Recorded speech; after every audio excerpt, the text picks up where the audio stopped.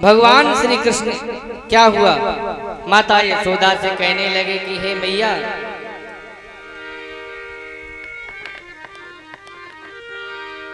एक बार क्या हुआ, एक जैसे माताओं के अंदर एक खूबी है, या मान लीजिए उनकी, जैसे कोई माताएं बहुत अच्छा भोजन बनाएं, ठीक है, अब आप उनके भोजन की प्रशंसा कर दो तब तो ठीक है, यदि नहीं करोगे तो वो नाराज हो जाती हैं, अरे मेरे भोजन की प्रशंसा नहीं की। माताएं अच्छा से श्रृंगार करें, अरे यदि आपने उनके रूप की प्रशंसा नहीं की तब भी वो आपसे नाराज हो जाएंगे। एक बार क्या हुआ, लुधियाना में एक बुढ़िया रहती थी। कौन रहती थी? अब बेचारी उस बुढ़िया के कोई नहीं था, न बच्चे थे न नाती पोता, मतलब कोई नहीं था, अकेली रहती थी, मशीन चलाती थी बेचारी, गरीब थी, झोपड़ी में रहती थी। तब उसने जो है मशीन चला चला के कुछ पैसे इकट्ठे किए और जो यहाँ पर पहना नहीं जाता सोने का बाजूबंद, वो बाजूबंद बनवाया और बाजूबंद पहन के वो पूरे मोहल्ले में घूमे आई, लेकिन किसी ने ये नहीं पूछा कि मैया तुमने बाजूबंद कब बनवाया। अब उसको इतनी गुस्सा आई कि उसकी एक झोपड़ी थी, झोपड़ी में ही आग लगा दी। क्या कर दी? झोपड़ी में ही आग लगा दी। अब जब झोपड़ी में आग लगा दी, झोपड़ी जलने लगी तो पड़ोसी बोले भैया अकेली मैया है, इसकी झोपड़ी में आग लगी, ले ले बाल्टी जो है पानी डालने लगे। अब वो बाजूबंद कपड़ा उठा के कहती इत्थे पाओ, मतलब इधर डालो, पाओ मतलब पंजाबी भाषा में कहते हैं देना, इत्थे पाओ। तब एक 15-16 साल की लड़की थी, उसने देखा कि अरे दादी ने बाजूबंद बड़ा सुंदर बनवाया, तो उनसे पूछी अरे दादी तुसी बाजूबंद कदी बनवाया, यानी बाजूबंद आपने कब बनवाया? तो बुढ़िया कहती अरे मरी पहला पूछ लेती तो साडी झोपड़ी बीच आग क्यों दे दी, यदि पहले पूछ लेती तो मैं झोपड़ी में आग क्यों देती। तो इसी प्रकार क्या हुआ, एक गोपी गई भगवान श्री कृष्ण के पास, निकुंज वन में बैठे हुए थे भगवान, और अनेक प्रकार के रंग लेकर गई और पुरुष लेकर गई, और भगवान पुरुष डुका लिया उसने पीछे। और जो डुकाने के बाद में भगवान से कहने लगी क्या प्रभु कन्हैया तुम सकल कलाविद हो, सारी कलाएं कर लेते हो, सारे मतलब जो है सब कुछ कर लेते हो। तो भगवान बोले और का तेरी तरह, मैं तो सकल कलाविद हूँ, सब काम कर लेता हूँ। तो बोले अच्छा सकल कलाविद हो तो मेरे गाल पर चित्रकारी बना के दिखाओ। अब भगवान ने जब सकल कलाविद बोल दिया तो ये कैसे कह दे कि मैं नहीं बना सकता चित्रकारी। कहती है कि जब तुम सकल कलाविद हो तो मेरे गाल पर चित्रकारी करके बताओ। तब कन्हैया ने क्या किया कि चित्रकारी उसके गाल पर करने लगे और बड़े सुंदर उसको जो है बड़े सुंदर उसके गाल पर चित्र बना दिया। और चित्र बनाने के बाद में वो कहाँ गई, उसने घूंघट चढ़ाया यहाँ कान पे और गाल खोल करके राधा रानी के पास गई। राधा रानी बैठी हुई थी अपनी सखियों के साथ में, लेकिन उन्हीं की तरफ गाल करके बैठ गई। लेकिन राधा रानी ने एक बार भी नहीं पूछा कि तुम्हारे गाल पर ये चित्रकारी किसने की है, तुम्हारे गाल पर ये चित्रकारी किसने की है। तब उसको बड़ा क्रोध आया,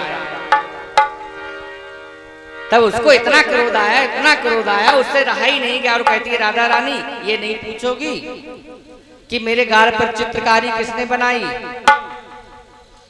तब राधा रानी कहती है माँ गर्भ मुदवा कपोल तले चकास्ती श्री कृष्ण हस्त रचिता तव पत्र बल्ली।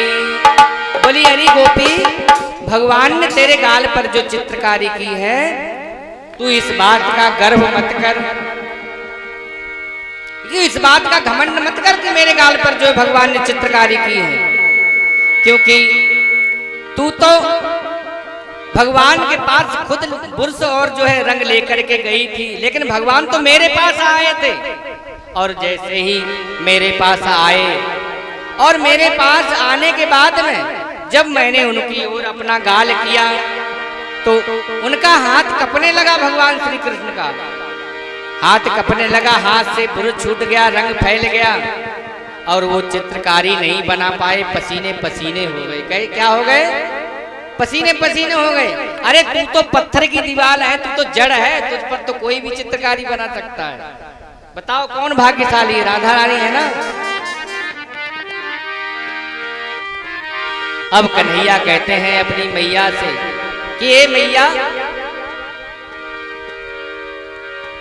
मैं कहीं माखन लेने नहीं जाऊंगा। अब मैं तुझसे जो मांगूंगा सो देगी और जब मांगूंगा तब देगी। मैया बोली ठीक है, तू जो मांगेगा सो देंगी और जब मांगेगा तब देंगी मैं तुझे। तो एकदा गृहदासी सो यशोदानंद गेहनी कर्मन कर्मा निरंतर नियुक्त्वा सो निर्ममंथन स्वयं दधे।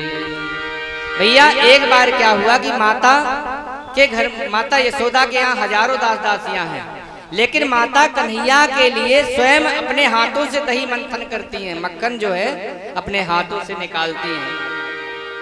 अब कन्हैया आए और मक्खन निकालती जाती हैं, दूध दूती जाती हैं।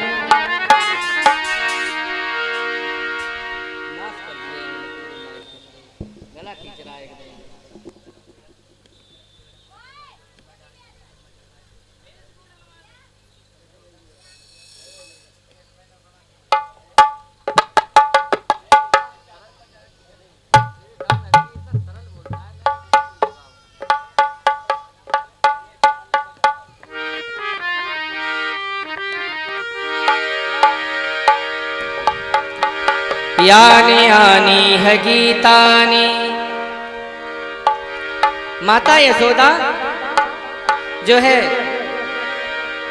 अपने पूर्व जन्म में जो भगवान ने लीलाएं की हैं उनके गीत गा करके दही मंथन कर रही थी और दही मंथन करती जा रही। इतने में भगवान श्री कृष्ण ने आकर क्या किया कि माता यशोदा की मथानी पकड़ ली और मथानी पकड़ने के बाद में कहने लगे मैया मैं तो दूध पीऊंगा। बोले रुक जा लाला रुक जा, हरिया में दूध गर्म हो रहा है, चूल्हे पर रखा है। एक पद्मगंधा गाय थी, उसका दूध गर्म होता था। 10,000 गायों का दूध पीकर दूध दूके 1,000 गायों को पिलाया जाता था और 1,000 गायों का दूध जो है 100 गायों को पिलाया जाता है और 100 गायों का दूध जो है 10 गायों को पिलाया जाता था और 10 गायों को दूध जो है 10 गायों का दूध एक पद्मगंधा नाम की गाय थी उसको पिलाया जाता था और उस पद्मगंधा गाय का दूध भगवान श्री कृष्ण पीते थे। उसी पद्मगंधा गाय का दूध गर्म हो रहा है, चूल्हे पर रखा है और भगवान ने कहा नहीं मैं तो गैया का नहीं, मैं तो मैया का दूध पीऊंगा। तब माँ ने क्या किया जो है माँ ने कन्हैया को उठा लिया गोद में और खड़े ही खड़े मंथन करने लगी, दुग्ध पान कराने लगी। तब कन्हैया बोले ये बात बता मैया। बोले क्या? तो दूध प्यारो है कि पूत प्यारो है? तब मैया बोले ना लला हमें तो दूध पूत प्यारो है, दूध प्यारो थोड़ी है। बोले अच्छा। बोले हाँ।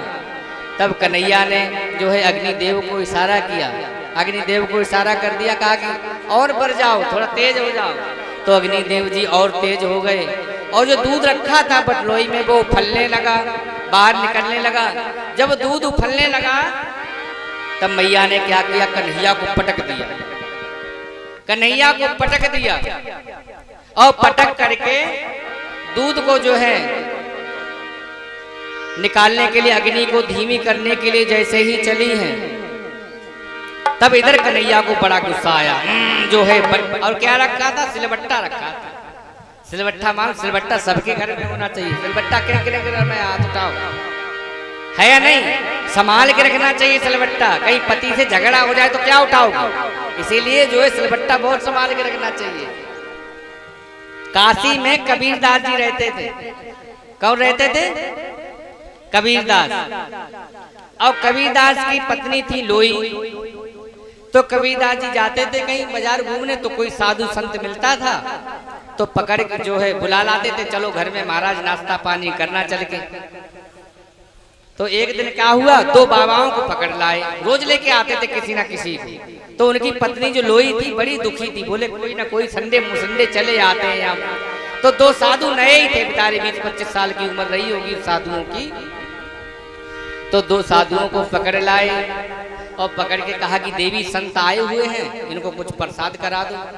तब उस लोई ने 50 सुनाई, बोली पता नहीं कहाँ कहाँ से पकड़ लाते, संडे मुसंडे चले आते हैं यहाँ खाने के लिए, यहाँ कुछ नहीं रखा है, जाओ लेके आओ। जब 50 लोई ने गाली दी कबीरदास जी को, तब कबीरदास जी कहने लगे महात्मा जी आप यहाँ बैठे रहिए, अब मैं आपके लिए जलेबी कचौड़ी लेकर आता हूँ। क्या लेकर आता हूँ?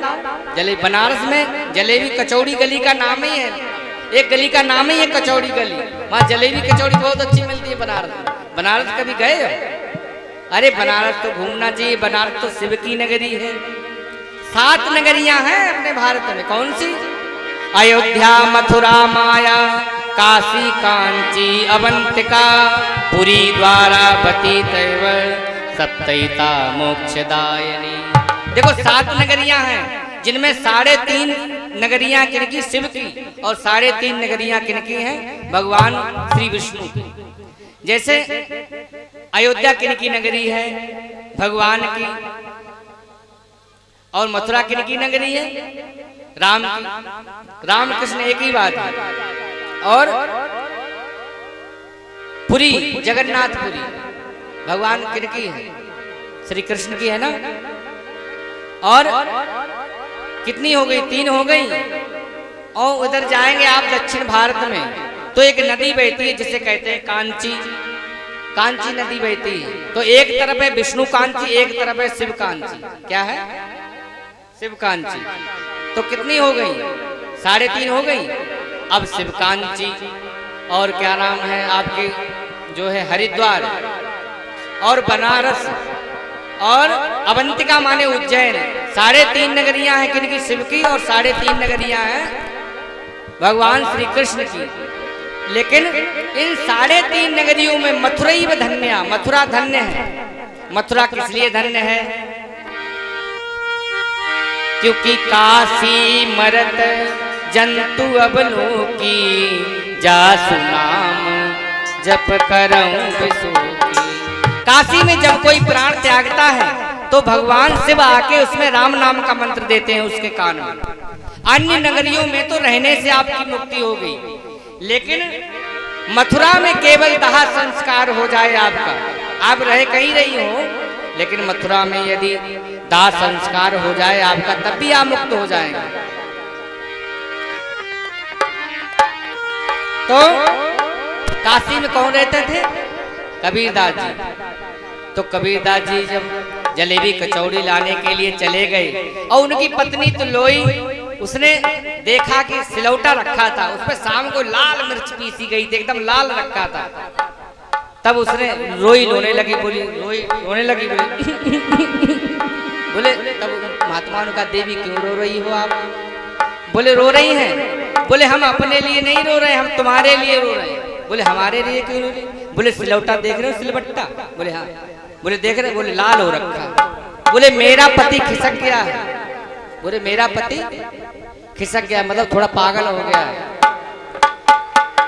अब साधुओं को लेकर के आता है और इसी सिलबट्टे से मारता है कूच कूच कर। बोले अच्छा? बोले हाँ। बोले तो हम क्या करें? बोले भाग जाओ। बोले भाग जाओ भाग जाओ। बोले कहाँ भाग जाओ? बोले इधर कबीरदास जी इधर गए हैं। तो बोले गया कहाँ है? बोले तुम 2 हो ना, तुम 2 हो, कब्जे में नहीं आओ, किसी एक को और मित्र को बुलाने के लिए गया है, मित्र को बुलाने के लिए गया। तो बोले हम क्या करें? बोले अब तुम भाग जाओ। बोले किधर को भाग जाओ? बोले कबीरदास जी इधर को गए, तुम इधर को चले जाओ। तो जब तक वो निकल ही पाए थे बाहर से, घर से बाहर थोड़ी दूर पहुंच पाए थे, तब तक जलेबी कचौड़ी लेकर के कबीरदास जी आ गए। बोले महात्मा कहाँ? बोले भाग गए। बोले क्यों भाग गए? बोले सिलबट्टा मांग रहे थे, यदि हम उन्हें सिलबट्टा दे देती तो खुद काहे से पीसती। बोले अरे बड़ी साधु संत महात्माओं को सिलबट्टा की जरूरत रही होगी, दे देते। तब जलेबी कचौड़ी वहीं धरी और एक हाथ में उठाया सिल और एक हाथ में उठाया बट्टा और पीछे भागने लगे महात्माओं के। ओ महात्माओं लिए जाओ लिए जाओ। महात्माओं ने देखा अरे दैया सिलबट्टा संगई ला। क्या करा? सिलबट्टा जो है संगई लेके आ रहा, ये नहीं छोड़ेगा हमको। उस दिन से लोई के यहाँ महात्मा आना भूल गए, कोई आता नहीं। सारी काशी नगरी में हल्ला हो गया कि कबीरदास जी पागल हो गए, कबीरदास जी पागल हो गए। इसलिए सिलबट्टा बहुत जरूरी है, घर में जरूर रखा करो। कई पति से झगड़ा हो जाए तो काम में आता है बहुत ज्यादा सिलबट्टा। और भगवान ने क्या किया कि माता यशोदा तो दूध जो है आंच निकालने के लिए चली गई चूल्हे से, और इधर भगवान ने क्या किया कि सिलबट्टा को उठाया और इतनी जोर से मटके में मारा कि सारा जो है दही मक्खन फैल गया, सारा मट्ठा फैल गया पूरे आंगन में। और मटका फोड़ करके घर में गए अंदर और छींके से मटकी उतारी और उससे माखन निकाल के खाने लगे और उखल पे चढ़ के बंदरों को माखन लुटाने लगे। जब बंदरों को माखन लुटाने लगे तब देखा माता यशोदा ने देखा कि अरे ये क्या कर दिया, इसने तो मटका फोड़ दिया, दही फोड़ दिया। यदि आज मैं इसे नहीं डांटूंगी तो मेरा लाला और बिगड़ जाए। तो एक हाथ में छड़ी उठाई और एक जो है और कन्हैया को ढूंढने लगी और कहती है कन्हैया पितरती, बोले हे कन्हैया मेरे बाप। मैया क्या कहती है? अरे मेरे बाप। अब बताओ मैया पुत्र से ये कहे अरे मेरे बाप, तो गुस्सा में है या प्रेम करते हैं? गुस्सा में है ना। तो कन्हैया समझ गए, बोले क्या करता है?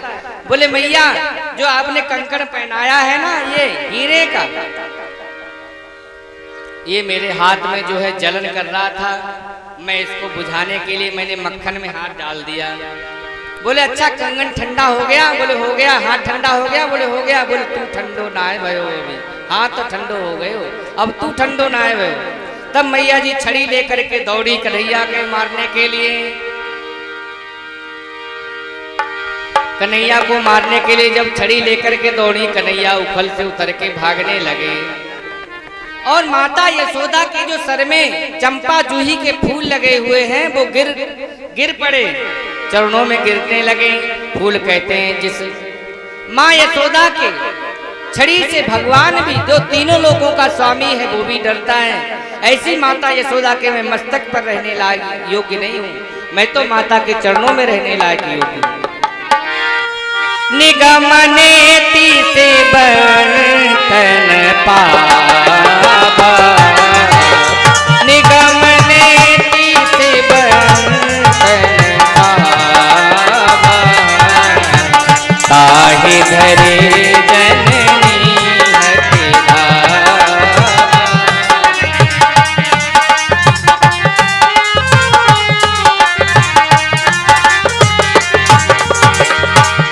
जिस परमात्मा के बारे में निगम वेद कहता है ना इति ना इति, ऐसा नहीं है, ये ब्रह्म ऐसा नहीं है। ऐसे ब्रह्म को माँ यशोदा पीछे दौड़ रही है और वो ब्रह्म जो है आगे आगे भय के मारे भयभीत हो रहा है, भयभीत जिससे कांपता है। आज वो माता यशोदा की छड़ी से इतना डर रहा है। निगमनेति शिव अंत न पावा, निगमनेति शिव अंत न पावा, ताहि धरे जननी हति धावा, ताहि धरे जननी हति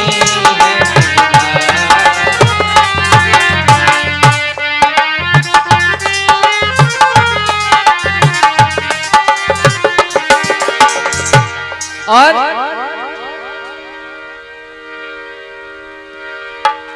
कन्हैया को मैया ने पकड़ लिया और पकड़ने के बाद में मैया पसीने पसीने हो गई और कहती यदि मैंने इसको दंड नहीं दिया तो ये बिगड़ जाएगा। नहीं जो है कन्हैया को लेकर के आई माँ यशोदा और लेकर के आने के बाद में रस्सी से बांधने लगी। जब रस्सी से बांधने लगी माँ यशोदा को, कन्हैया को, माँ यशोदा, तो रस्सी 2 अंगुल की छोटी पड़ जाती है।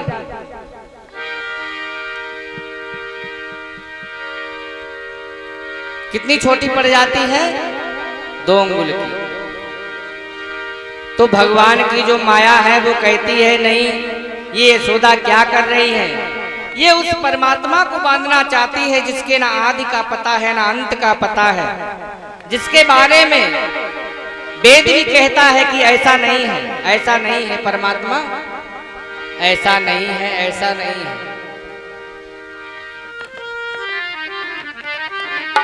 जैसे एक गांव के बाहर जंगल था, उसमें एक संत रहते थे। कौन रहते थे? संत। तो वो जन्मांध अंधे थे, मतलब जन्म से ही अंधे थे। कैसे थे? अंधे। तब एक सज्जन वहां से निकले, सेठ जी निकले, बोले संत जी मैं आपको भोजन कराना चाहता हूँ। क्या कराना चाहता हूँ? तब उन्होंने, अब अंधे थे, उन्होंने कहा कि भोजन क्या करवाओ? तब बोले कि मैं आपको खीर खिलाऊंगा भोजन। बोले खीर कैसी होती है? तब बहुत देर तक सेठ जी सोचने लगे, बोले खीर सफेद सफेद होती है। बोले सफेद कैसा होता है? बोले सफेद बगुले की जैसा होता है। तब बोले बगुला कैसा होता है? बोले तब उन्हें हाथ लिया, ऐसे कर दिया। तब संत कहने लगे, ऐसे करके टटोया उन्होंने, देखे, बोले भैया खीर तो बड़ी टेढ़ी है, ये तो गले में फंस जाएगी। तो मीठ कितने रस है? 6 रस है। यदि मीठा आप बताना चाहोगे तो पॉजिटिव मूड में आप नहीं बता सकते। 6 रस हैं, उन्हें 5 का निषेध कर दो। जैसे मीठा आमले जैसा कसैला नहीं होता है, नींबू जैसा खट्टा नहीं होता है, मिर्च जैसा चरपरा नहीं होता है, कड़वे जैसा, करेले जैसा कड़वा नहीं होता है, और नमक जैसा नमकीन नहीं होता है। इसके बाद जो बचता है वो मीठा है। इसी प्रकार से वेद कहता है कि ये ब्रह्म ऐसा नहीं है, ऐसा नहीं है, ऐसा नहीं होता है, ऐसा नहीं होता। ब्रह्म को यदि पॉजिटिव मूड में बताना चाहोगे तो नहीं बता पाओगे, उसके लिए नेगेटिव मूड में आपको बताना पड़ेगा। तो वेद कहता है निगम नेति शिव ध्यान न पावा, ताहि धरे जननी हट धावा। भगवान की माया कहती है कि ये किसको बांधना चाहती है यशोदा, जिसके ना आदि का पता है ना अंत का पता है। लेकिन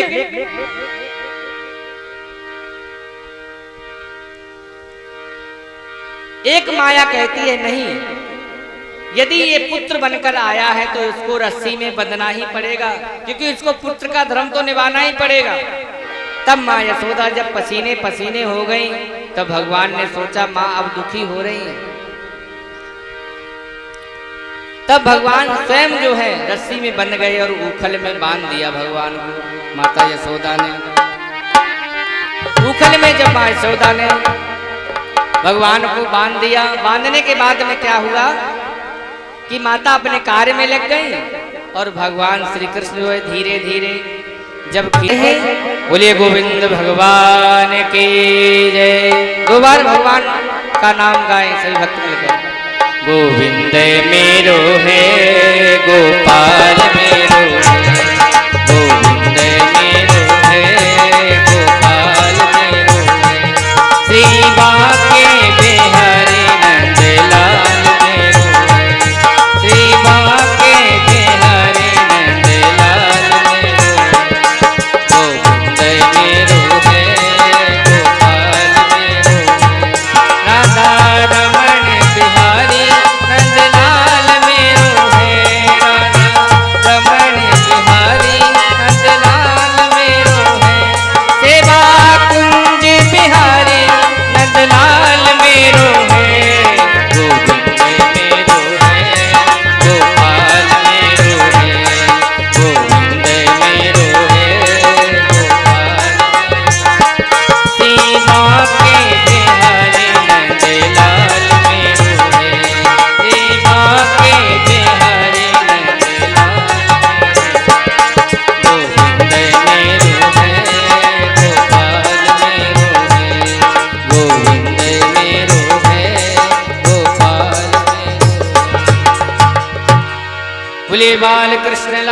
लाल की जय। जब भगवान श्री कृष्ण को उखल में बांध दिया माँ यशोदा ने, और माँ यशोदा अपना काम करने लगे, किसी काम में लग गई। और उधर क्या हुआ, दो यमला अर्जुन के वृक्ष खड़े हुए थे। ये यमला अर्जुन के वृक्ष कौन है, तो ये कुबेर के पुत्र हैं नलकूबर मणिग्रीव।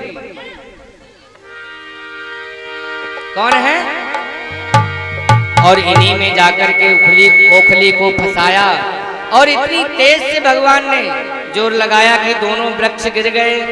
लेकिन पवन देव से भगवान ने कहा कि जब तक मैं इनसे बात ना कर लूं तब तक जो है आवाज मत आने देना, शोर मत होने देना, नहीं तो गांव के लोग आ जाएंगे सब।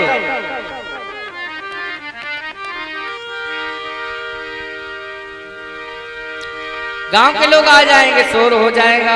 यमला अर्जुन के जो वृक्ष थे उनमें से नलकूबर मणिग्रीव दोनों कुबेर के पुत्र प्रकट हो गए। उन्होंने कहा कि हे भगवान, आपने मुझ पर बड़ी कृपा की, आपने मुझ पर बड़ी दया की, जो आपने मेरा कल्याण कर दिया।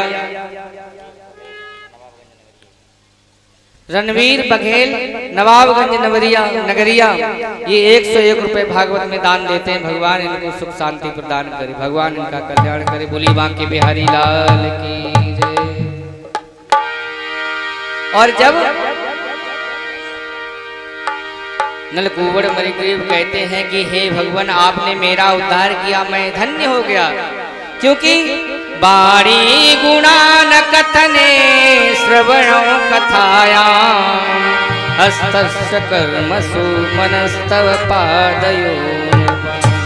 कहते हैं कि मेरी वाणी सदैव आपका गुणगान करती रहे, मेरा मन सदैव आपके चरणों में लगा रहे, और मेरे पैर सदैव आपके चल करके आपके दर्शन करते रहे,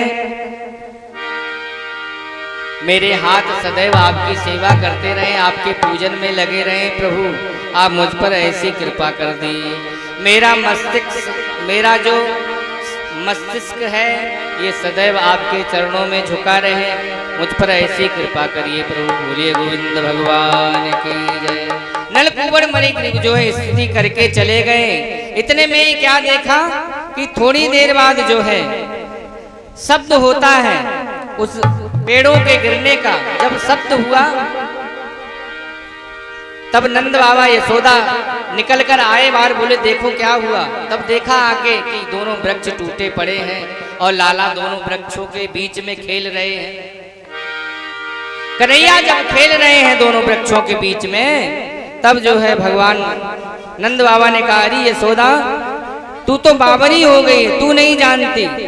अरे देख न जाने कितने कैसे कैसे राक्षस इस ब्रजमंडल में आते। तब जब जो है नंद बाबा कहने लगे, जब से मेरा लाला हुआ है तब से कोई ना कोई ब्रजमंडल में इस गोकुल में राक्षस आते रहते हैं, क्यों ना इस ब्रजमंडल को गोकुल को छोड़ दिया जाए। कहाँ चला जाए, कौन सी ऐसी जगह है जहाँ हम जाए। तो नंद बाबा के ग्वाल जो है ग्वाल वालों ने बताया, सबने बताया कि भैया यहाँ से थोड़ी दूर एक जगह है, वृंदावन है, वृंदावनम गोवर्धनम। बोले वहाँ वृंदावन नाम का स्थान है, बड़ा सुंदर स्थान है, और गोवर्धन का जो है पर्वत है, बड़ा सुंदर, गायों के चरने के लिए बड़ी सुंदर सुंदर वहाँ घाट है। चलो वही चलते हैं। और सभी नंद बाबा, सभी ग्वाल वाल, माता यशोदा, भगवान श्री कृष्ण को लेकर के वृंदावन चल दिए।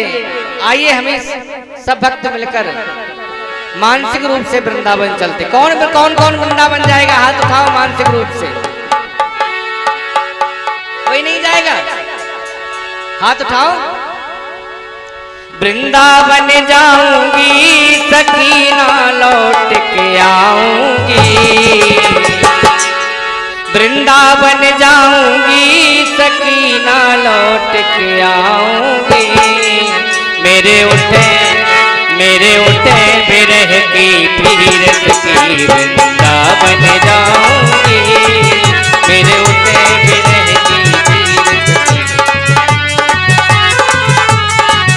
वृंदावन जाऊंगी सकीना लौट के आऊंगी।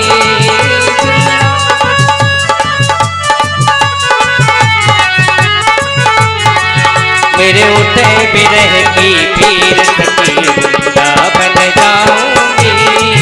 मेरे उठे बिरह की पीर सखी वृंदावन जाऊंगी।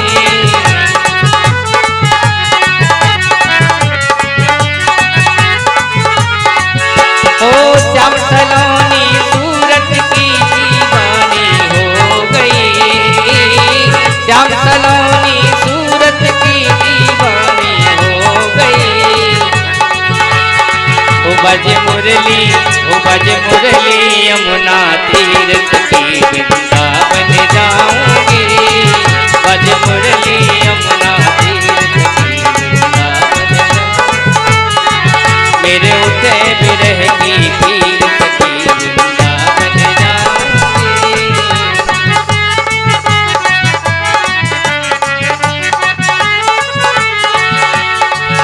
हो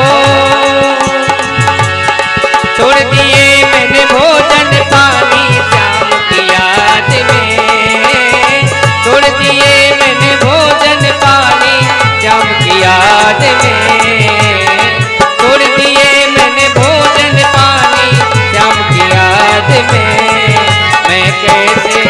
मैं कैसे धारूं तीर सखी वृंदावन जाऊंगी।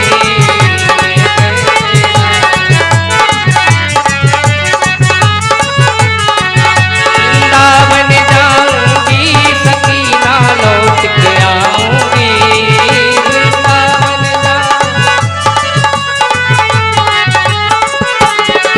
बज मुरली यमुना तीर सखी वृंदावन जाऊंगी। बज मुरली यमुना तीर।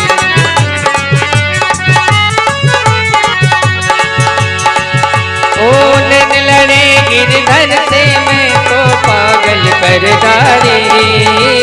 नैन लड़े गिरधर से मैं तो पागल कर डाली। दुनिया से भई अजीर सखी वृंदावन जाऊंगी। दुनिया से वो अजीर सखी वृंदावन जाऊंगी। वृंदावन जाऊंगी सखी ना लौट के आऊंगी। वृंदावन जाऊंगी सखी ना लौट के आऊंगी। बज मुरली यमुना तीर सखी वृंदावन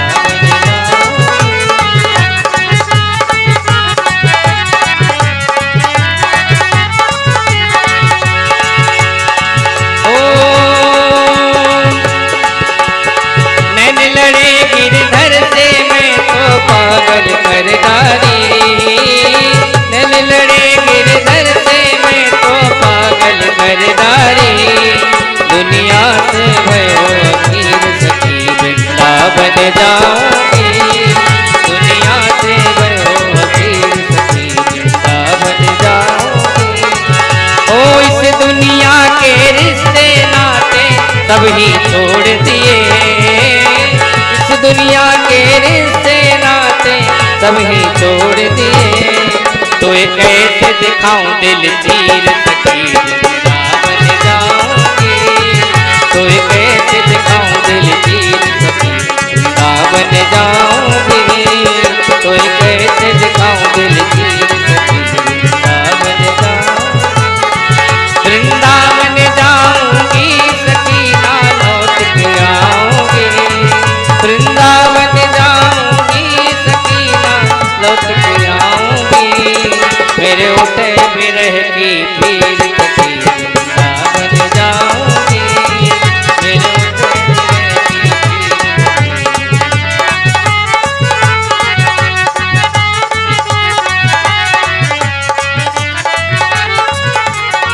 मेरे उठे बिरह की मेरे उठे बिरह की पीर वृंदावन जाऊंगी। मेरे उठे बिरह की पीर सखी वृंदावन जाऊंगी। बोले वृंदावन वाके बिहारी लाल की।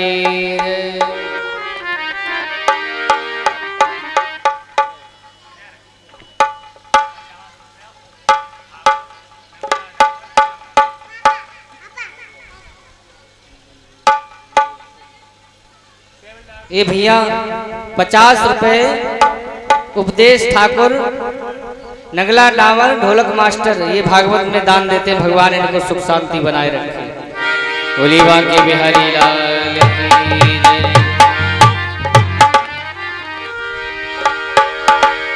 और भगवान श्री कृष्ण को नंद बाबा लेकर वृंदावन आ गए, वृंदावन में रहने लगे। लेकिन कंस को कहां चैन।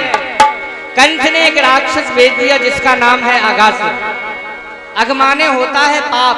अघमाने क्या होता है? पाप। और जब वृंदावन में भगवान श्री कृष्ण आए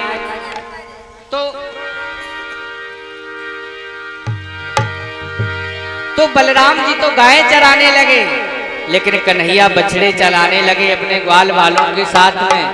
और बछड़े चराने लगे। एक दिन जब बछड़ा चराने गए तब देखा कि अघासुर जो है बड़ा विशाल रूप धारण करके वृंदावन में बाहर जंगल में एक होठ उसका जमीन पर है और दूसरा आकाश में इतनी लंबी गुफा बना करके बैठ गया, खड़ा हो गया। जब अघासुर बड़ा सा मुंह फैला के बैठ गया, ग्वाल वालों ने देखा कि भैया ये कौन है? ये जो है लगता है वृंदावन की कोई गुफा है। गुफा में तो संत रहते हैं। गुफा में क्या रहते हैं? संत रहते हैं। और चलो अपन देखते हैं क्या है। लेकिन भगवान ने मना किया, कहा कि नहीं मत जाओ, मत जाओ, ये अघासुर है। लेकिन भगवान की कौन बात सुनता है? किसी भी सका ने भगवान की बात नहीं मानी। और जब कन्हैया की किसी ने बात नहीं मानी, कन्हैया तो देखते रह गए और सारे सका जो है बातें करके अघासुर के मुंह में अंदर चले गए। और अघासुर बाहर से देखता है कि ये जो काला काला है ना, ये और आ जाए मुख में, तब हम अपने मुख को बंद कर लेंगे। भगवान ने सोचा कि हमारे सका चले गए इसके मुंह में, अब मैं भी रह करके बाहर क्या करूंगा। और भगवान श्री कृष्ण उसके मुंह में चले गए। और जैसे ही अघासुर के कन्हैया मुंह में पहुंचे, तैसे ही अघासुर ने अपना मुख बंद कर लिया और मुंह का ढक्कन इतनी तेज से लगा लिया कि बाहर निकल ही नहीं पाए थे। लेकिन भगवान ने क्या किया कि अपने शरीर को इतना फुलाया कि अघासुर का मस्तिष्क फट गया। और अघासुर का जब मस्तिष्क फट गया, वो मर गया, तब भगवान श्री कृष्ण बाहर निकले। वैसे तो सका भगवान के मर चुके थे, लेकिन भगवान ने अपनी बेड़ू को बजाया और बेड़ू को जैसे ही बजाया तैसे ही पुनः सारे सका जीवित हो गए। और सभी सका जो है एक वृक्ष के नीचे बैठ गए। बोले कन्हैया भोजन करेंगे, भूख लगी है। कन्हैया से बोले कि भोजन करेंगे, कन्हैया भूख लगी है। तो मधुमंगल, तो सुबल, सीधामा, मनसुखा, ये भगवान के सखा हैं। और जब भगवान भोजन करने लगे तो एक जो है मधुमंगल नाम का सखा था, वो ब्राह्मण था। अब जैसे ही कन्हैया कहने लगे कि भोजन कर ले, तो मधुमंगल कहता है नहीं, मैं भोजन नहीं करूंगा। कहाँ तू अहीरों को छोड़ा और कहाँ मैं ब्राह्मण, तेरे हाथ का नहीं खाऊंगा मैं। तब जाके ऊपर वो पेड़ पे चढ़ गया मधुमंगल। अब भगवान माता यशोदा क्या करती थी कि कन्हैया को मोहन भोग के रसगुल्ले बांध देती थी एक टिपन में। मोहन भोग के रसगुल्ले बांध देती थी। तब देखा कि दाल भात नहीं खाया उस मधुमंगल ने। और जैसे ही मोहन भोग के रसगुल्ले का टिपन खोला और ऊपर बैठा हुआ मधुमंगल कहता है, जो अकेले अकेले खाएगा वो नरक में जाएगा। तब कन्हैया कहते, तू तो ब्राह्मण को छोड़ा है, तू काहे को खाएगा अहीर की झूठी। तब मधुमंगल कहता, अरे कन्हैया, तू रहो तो अहीर को अहीर है, तू ना जाना मीठे में झूठो ना हो गए। अच्छा मीठे में झूठा नहीं होता? बोले नहीं। तब मधुमंगल आया और मधुमंगल ने क्या किया कि भगवान ने मोहन भोग का रसगुल्ला निकाला और मधुमंगल से कहा कि ले तू खा ले, आधा ही काटना, पूरा मत काटना। तो मधुमंगल ने क्या किया, पूरा रसगुल्ला मुंह में रख लिया और जैसे ही ऐसे करके रखा ही था तब तक भगवान ने उसके मुंह में ऐसे करके दिया, वो रसगुल्ला बाहर निकल आया और भगवान ने उठा के खा लिया। और ये दशा ब्रह्मा जी देख रहे थे। अब ब्रह्मा जी ने देखा ये कैसा ब्रह्म है, भगवान ने देखा ब्रह्मा जी ने कि ऐसा ये कैसा ब्रह्म है जो ये छोटे छोटे सखाओं का जूठन खा रहा है।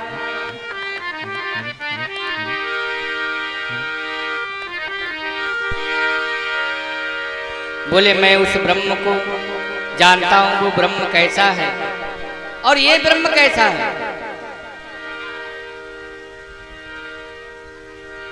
तब जो है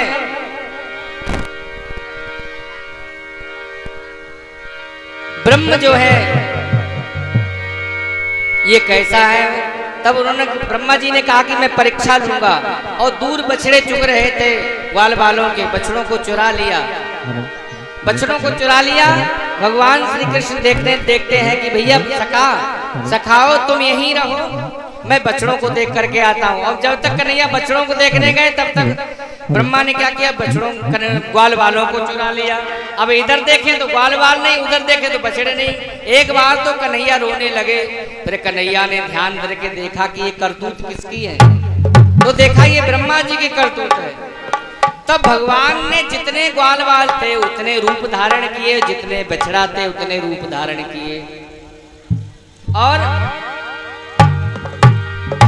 1 वर्ष तक यही चलता रहा।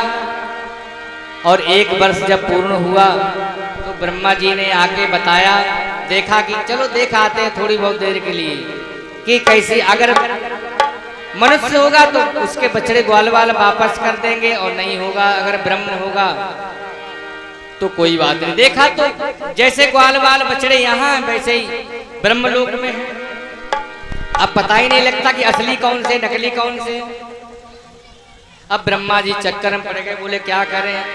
अब ब्रह्मा जी ने आकर के स्तुति की भगवान की, बोले प्रभु हमें क्षमा कर दो। 40 श्लोकों में ब्रह्मा जी ने स्तुति की है। ब्रह्मा जी कहते हैं उच्छे पड़म गर्भगतस्य पादयो किम कल्पते मातुर्जोग जागते। बोली ब्रह्मा जी कहते हैं कि हे प्रभु, वेद कहता है कि मैं आपका पुत्र हूं, आपकी नाभि से मेरा जन्म हुआ है। तो बताओ प्रभु, ये सारा संसार आपके उदर में है। जैसे छोटा सा बच्चा हो माँ के उदर में 6 महीने का या 5 महीने का, तो जो बच्चा जो है वो लात चलाता है। क्या करता है बच्चा, जब लात चलाता है तो माँ उसे क्या दंड देती है, माता उसे डांटती, कहती देखो, और प्रसन्न होती है। इसीलिए हे प्रभु, मैं भी आपका पुत्र हूँ। कौन हूँ? अब पुत्र से तो गलती बन ही जाती है, प्रभु हमें क्षमा करो। और ब्रह्मा जी ने 3 परिक्रमाएं की, भगवान की ओर चले गए। बोलिए बाल कृष्ण लाल की जय। एक बार क्या हुआ,